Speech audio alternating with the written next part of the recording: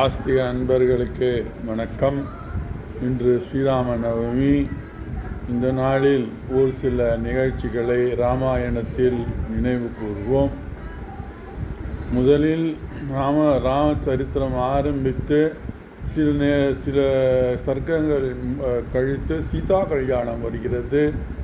அதைத் தொடர்ந்து நாம் நினைக்கிறோம் நன்றாகத்தான் இருக்கிறது என்று. ஆனால் அதன் பிறகு ஏற்படுகிறது வனவாசம் போன்ற நிகழ்ச்சிகள். எந்த சீதையை ராமர் அன்புடன் மணந்து கொண்டாரோ அவளையே அந்த வனவாசத்தில் பெரியும் ஒரு நிர்பந்தம் ஏற்படுகிறது.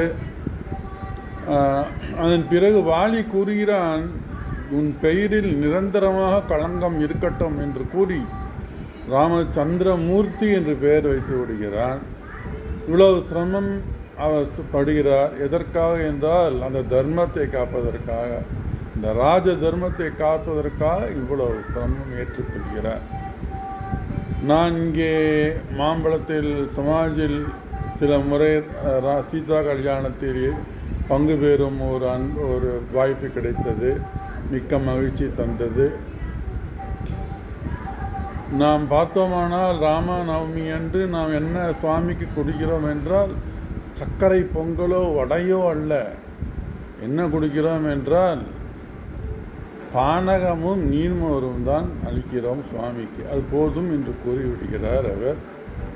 ஆகையாலே இந்த ராமநவமி சமயத்திலே நாம் என்ன யோசிக்கிறோம் என்றால், திரேதா யுகத்தில் உள்ள அளவுக்கு இன்றைக்கு கடுமையான விரதங்களும் தர்மமும் கடைபிடிக்க முடியவில்லை என்று வருந்துவது இயல்புதான்.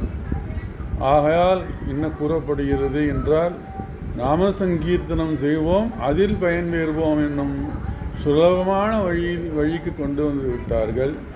ஆகையால் கூறுவோம், ராமச்சந்திரமூர்த்திக்கு ஜெய்.